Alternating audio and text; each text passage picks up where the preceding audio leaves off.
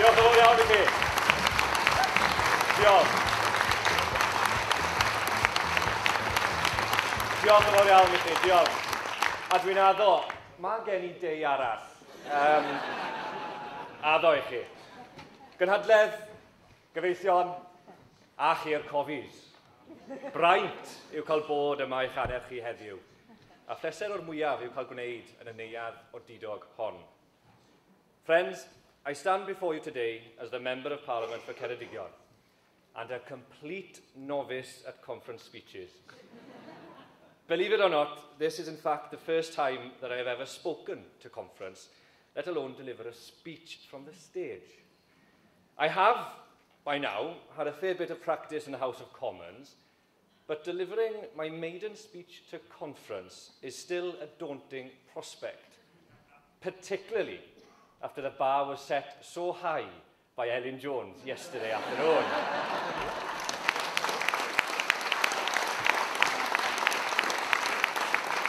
And so, with this in mind, and having admitted to a not insignificant amount of trepidation, I was hoping that you might consider following a Westminster Convention on maiden speeches. That you will refrain from heckling me, or at least try to, and then, it will be quite hard for the Cardiff, I can tell you, and then, after I've finished speaking, you all say that it was a great speech, even if it was actually terrible. Report tro mwynhau dod i Arfon, ac i Caernarfon yn benodol. Yna, dwi ddim jyst yn dweud hynny nawr mwyn plesio. Mae yna rhywbeth go arbennig am y lle. Rhywbeth unigryw, trawiadol hyd yn oed. Achos mewn sawl ffordd, mae'r dref a'i phobl yn ymgorfforiad perffaith o benderfyniad ac ystwyther y genedl Gymreig. Wedi'r cyfan, yn ardal Caernarfon, ceir cymunedau sydd nid yn unig yn ffynnu, ond lle mae'r Gymraeg yn rhan anatod, rhan naturiol o fywyd cymunedol ac economaidd bob dydd. Ond nid yw hyn yn rhyfeddol, bod y Gymraeg a bywyd Cymreig ar ei chryfaf yng nghysgod un o gestyll mwyaf Edward y Cyntaf. Nawr gyfeillion, wedyn ni bod yna rhywbeth go sbesial yn nŵr yr Afon Seiont, ac yn sicr mae magwraeth y mynyddoedd yr Yrru yn cael effaith arbennig ar ei plant. Oherwydd does dim ame bod Arfon wedi magu nifer o enwogion mwyaf y genedl, a rheini wedi rhagori mewn amryw o feisydd. Meddyliwch am Sir William Henry Price, y peiriannydd o fri, arloeswr a gyfrannodd at datblygiad y teleffon a systemau radio cynnar.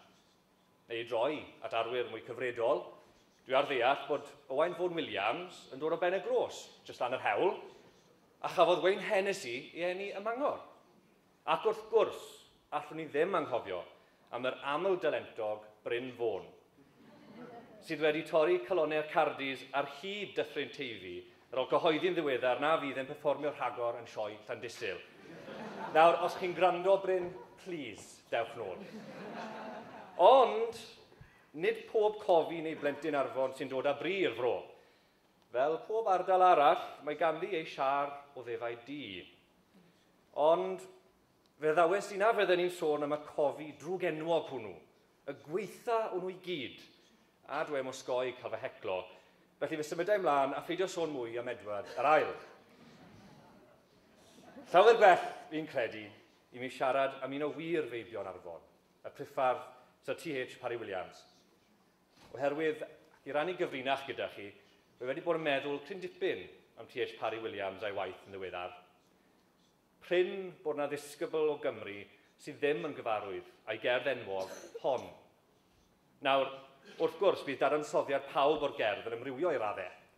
Ond heb os, mae'r darn yn ein herio i wir ystyried anian a rhinweddau ein gwladgarwch. Tybed faint ohonom sydd wedi gofyn i'n hunain yn ddiweddar, beth yw'r ots gen i fi am Gymru? A simple, straightforward, and innocently complicated question.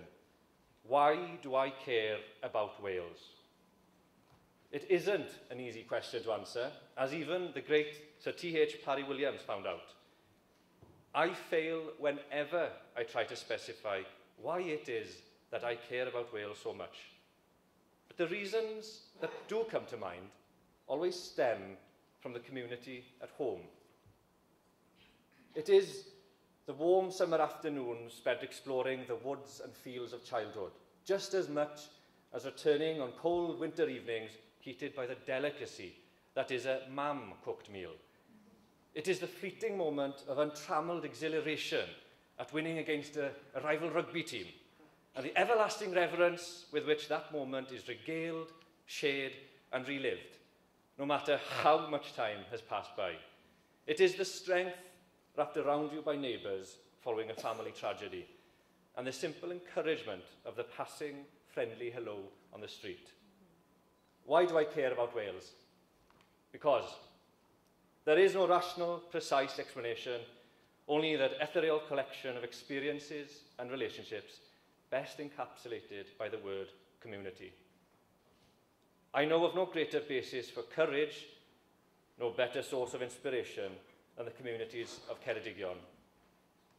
It is why I will work tirelessly to refocus the attention of governments at each end of the M4 to the challenges facing rural areas and to encourage greater efforts at developing our economy.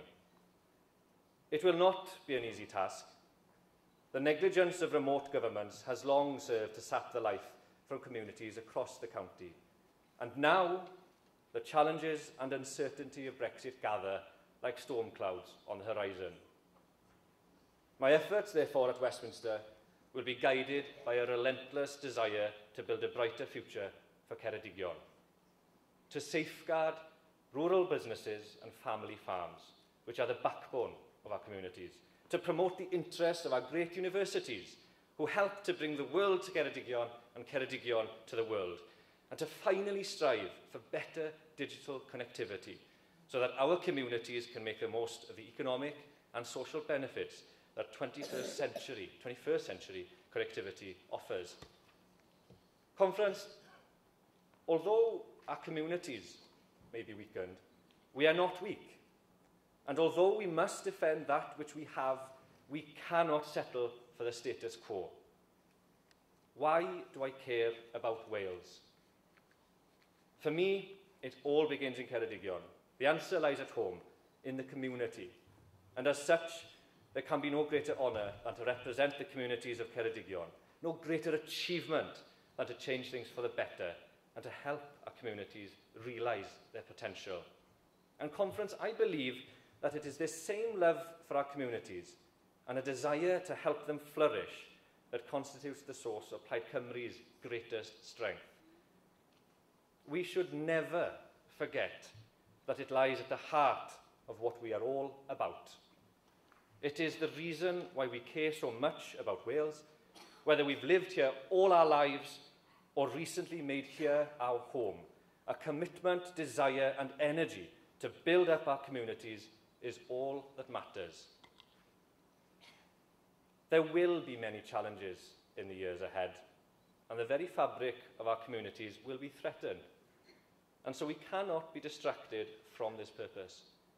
Let us never cease to pursue that unreachable goal of giving back more to than we benefited from our communities.